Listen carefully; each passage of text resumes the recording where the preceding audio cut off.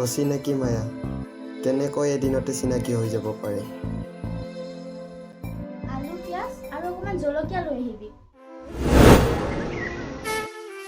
কেনেকৈ এজনী তিৰোতাই নিজৰ গিৰিয়েক নথকাকৈ ঘৰখন চলাব পাৰে। কিয় দিশাই বিকিৰ কথা বুজি নাপালে।